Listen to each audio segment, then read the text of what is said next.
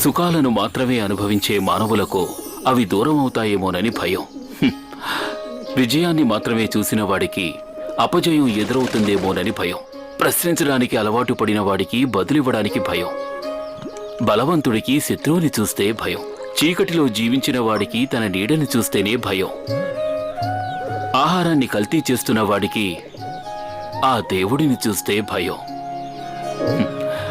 బ్రతకాలని ఆశపడేవాడికి చావంటే భయం. ప్రతి ఒక్కరి జీవితంలోనూ ఇటువంటి భయాలు ఎన్నో ఉంటాయి. ఇవేవీ శాశ్వతం కాదని తెలుసుకుని జీవించేవాడికి భయం ఉండదు. ఇదిగో,